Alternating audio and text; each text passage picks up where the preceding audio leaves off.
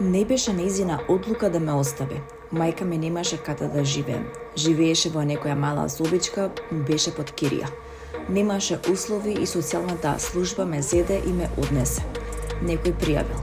Вели Весна Џогани и открива кој и помогнал во најтешкото. Весна Џогани денес има семејство и регионална музичка кариера, но нејзиното детство било обележано со сиромаштија, растење без татко и тешки моменти поминати во дом за незгрижени деца. Во емотивна исповед таа отворено зборуваше за најтешкиот период од својот живот, кога поради лошата материјална состојба била разделена од мајка си. Весна за оваа болна тема вели: не беше нејзина одлука да ме остави, таа немаше каде да живее. Од тој период се сеќавам дека бев во домот Звечанска и ноќе плачев, а таа ме зеде во еден момент, но бев таму некое време. Од тој тежок период ја извлекле кумовите, кај кои првпат почувствувала семејна топлина и сигурност.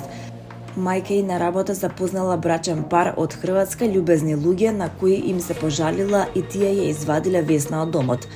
Кај нив бев до 7-та година. Мајка ми доаѓаше и си одеше, но живеев кај нив. Тие ме крстија. Сепак, по конфликтот меѓу незината мајка и кумовите следувал нов тежок период кога се вратила кај мајка си и се соочила со многу лоши услови за живот.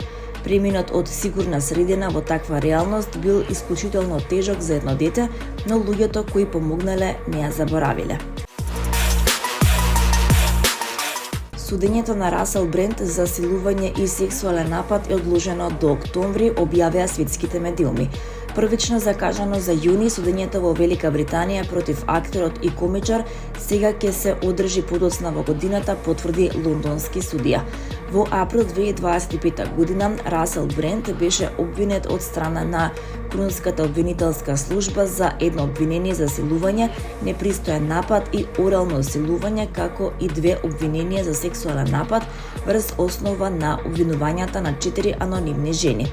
Наводните инциденти се случиле помеѓу 1999 и 2005 година, а Брент се изјасни за невин по сите обвиненија во мај 2025 година. Во декември 2025 година обвинителството поднесе уште 2 обвиненија за силување и сексуален напад, поврзани со обвинувањата на уште 2 жени. Брент исто така се изјасни за невин по овие нови обвиненија.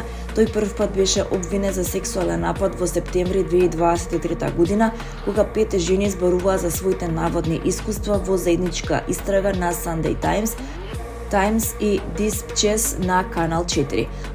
Овие обвинувања ја поттикнаа метрополитенската полиција да го испита Брент, што кулминираше со обвинение. По обвинувањата, Брент јавно ја потврди својата невиност и ја нагласи својата мината борба со зависноста.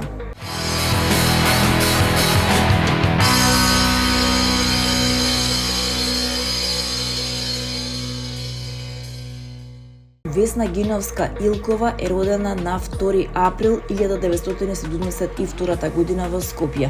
Таа е позната македонска оперска пејачка, сопран. Весна Гиновска-Илкова е првенка на операта на МНТ. Дипломирала соло пеење на Факултетот за музичка уметност во Скопје, а магистрирала на Белградската музичка академија.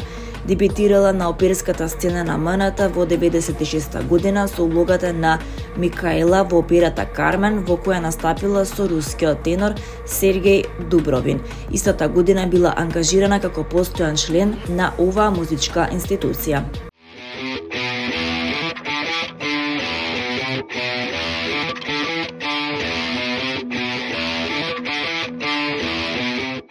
Под мотото "Најдоброто од Македонија", една од најголемите музички групи Мизар ќе одржи концерт утре вечер во 20 часот во Македонската филхармонија. Концепиран како ексклузивен и интимен, концертот ќе содржи специјална бест-оф програма. Ќе бидат изведени теми од целиот богат опус на еден од најкултните бендови во македонската култура. Концертот го организира Авалон. Ќе бидат изведени Мизар, Кобна Убавина, детето и билото море, поглед кон цветната градина, вечна празнина.